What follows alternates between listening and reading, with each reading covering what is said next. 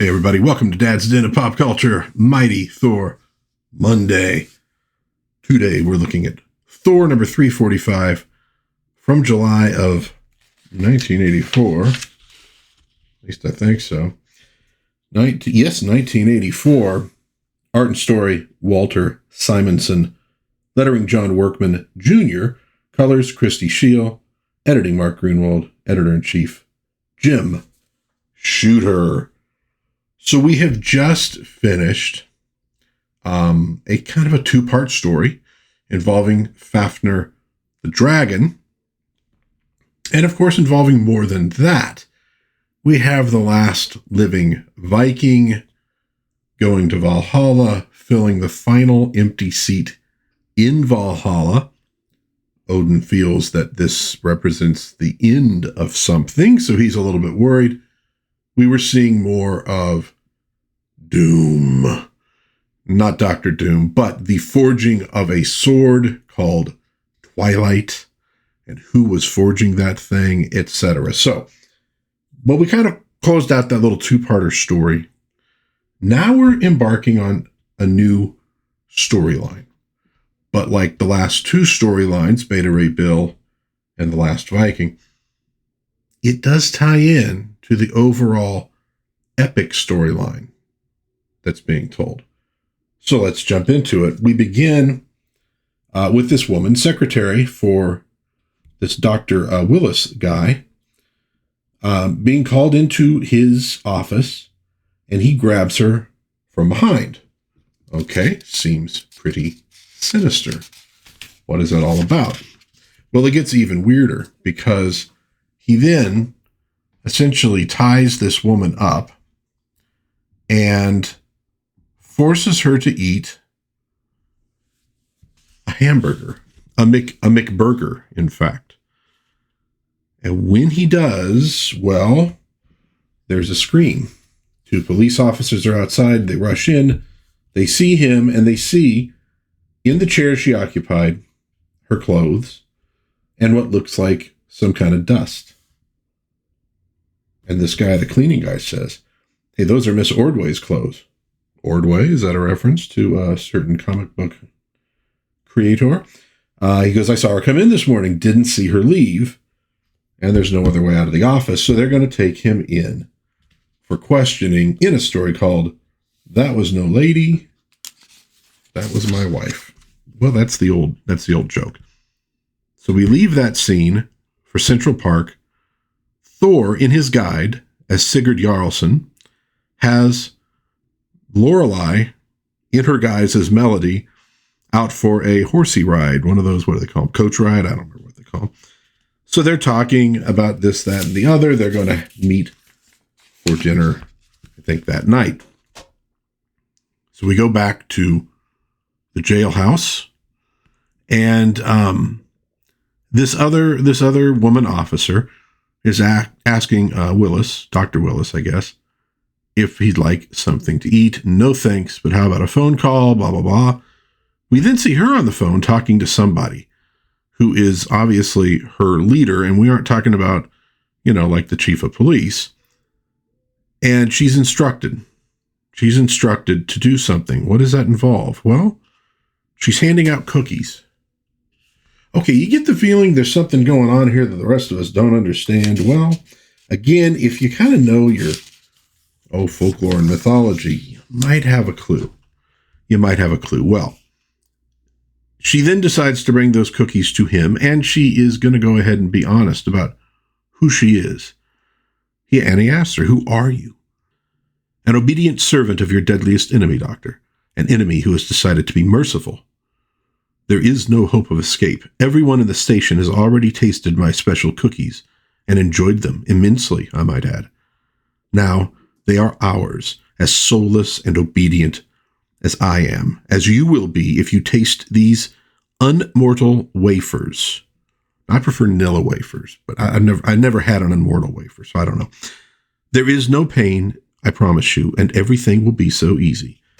Deny yourself this pleasure, and you will still tell us everything we wish to know, after which my master may amuse himself by calling out the wild hunt with you as the quarry." Okay, what the heck is going on? Well, we flash elsewhere in town, Midtown, I believe it is, to the law offices of Strother and Martin. That is, of course, a reference to an actor named Strother Martin. And this lawyer, I believe Mr. Strother, who is finding out that this client of theirs, Dr. Willis, was arrested, but they don't know where he's been taken. And so he's a little bit worried, but he has instructions. He has instructions that if ever he's missing for more than 24 hours, to get this bundle out of his safe and send it to a particular address, which he is going to do. Now we flash to the endless deserts on the edges of Asgard and Balder. And Balder sends his horse away. He has gone to the desert to end everything. He's died before. He can't live with, the violence he's committed. We just saw him commit additional violence in the castle of Loki. He did not want to do it. That included him believing that he killed Loki.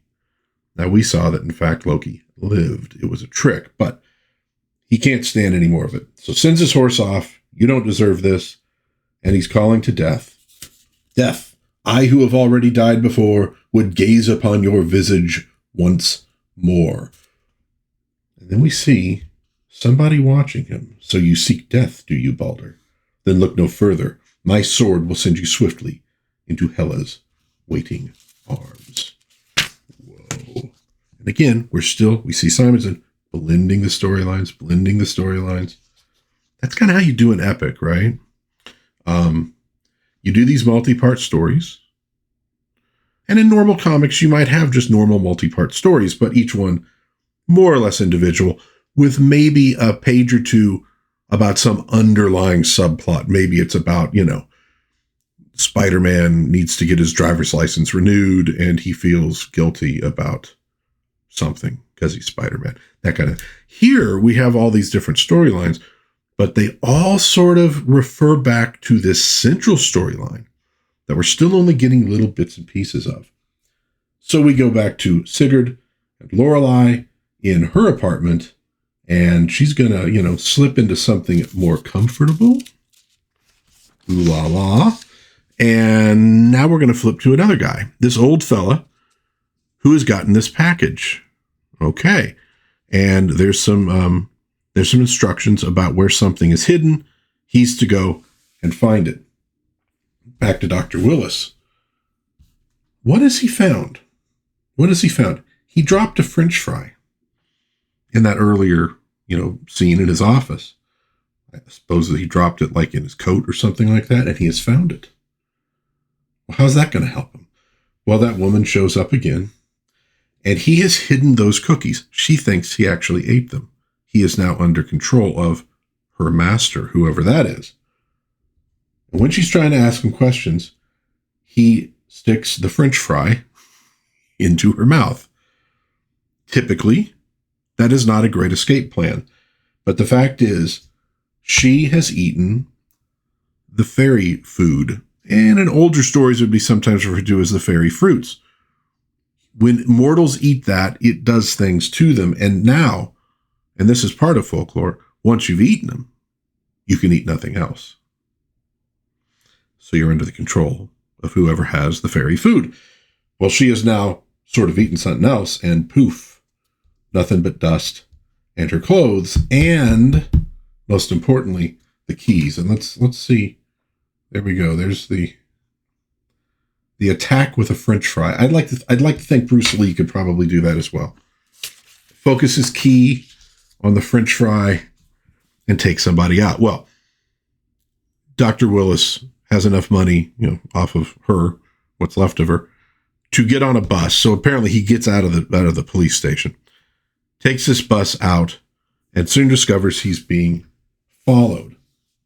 Meanwhile, Sigurd makes a call back to Avengers Mansion while Lorelei is, like I said, putting on something more comfortable. Jarvis lets him know that he got a call.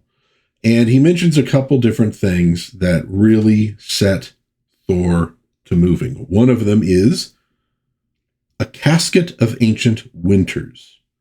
The other is an individual's name, which he can't quite remember, but Thor brings it up and he's, oh yes, that's the name. I believe that was it. And Thor is on his way out of there. Sorry, Lorelei. The good times are going to have to wait. He rushes out, strikes the hammer, puts him back into his Thor costume, and he takes off. Meanwhile, Willis is on the run. He's being chased. There's a couple different cars. He gets to running, down like an alley or between a couple houses, gets into a bit of a fight, knocks a couple people out.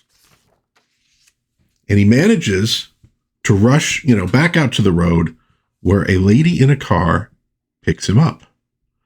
What luck. This is awesome. And she says, don't worry, they'll never catch us now.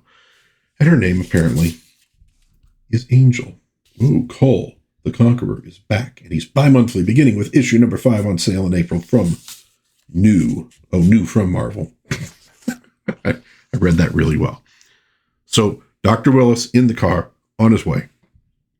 Thor shows up at that lawyer Strother's office, gets a little bit more information, and realizes Malekith the Accursed is involved. Now, wait a minute. We've seen Malekith. When did we see Malekith? He was with Loki. Okay, so Loki is involved maybe somewhere along the line, but we do know that Malekith was sent by that giant creature who's forging that sword, who's going to destroy Asgard. So as the man is driving away with this woman, he finds the music on the radio is so odd. He feels very relaxed, and it turns out that he is being sort of charmed. Yet Power Man and Iron Fist was still being published at that point. And what happens? With a kiss, he lets this woman know what he knows. In other words, the location of the Casket of Ancient Winters. Ooh.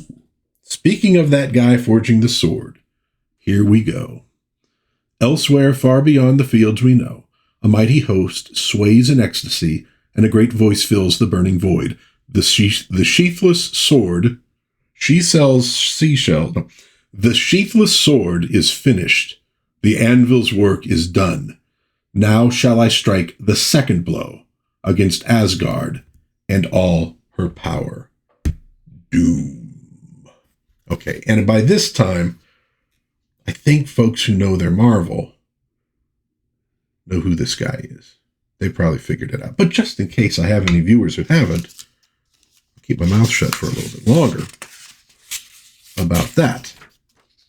And we get our last page. That woman was in fact actually Malekith, the Dark Elf himself. And he now knows where the Casket of Ancient Winters is. He is going to go retrieve it at long last. And you see that what is left of Dr. Willis is not looking too good. Next, the Wild Hunt. Now, the Wild Hunt was a thing out of folklore and mythology. It's been associated, I think, with Norse myth, obviously, but I think it's also been associated with Celtic myth. So it's something that, hey, remember, all these peoples lived in similar areas. They communicated with each other. There is some sharing of culture and things like that. But we're going to see next issue, the Wild Hunt called into action as Malekith makes his play for this very powerful magical artifact that Odin had hidden away after he had sent Malekith away, far away, long ago. All right, there we go, folks. Thor, number 345 from July of 1984. Let me know what you think in the comments of this one. Let me know what you think of Simonson's storytelling or his art. I'd love to hear what you think. If you enjoyed this review, please give it a like, maybe subscribe, maybe share with a friend. We're doing Mighty Thor Mondays every Monday this year as we roll through this retrospective of Walt Simonson's amazing legendary run on the Mighty Thor. But until next time, God bless everybody. Please be kind to one another. Have a little bit of fun out there, and I will see you hopefully again soon in Dad's Den of Pop Culture. Bye-bye.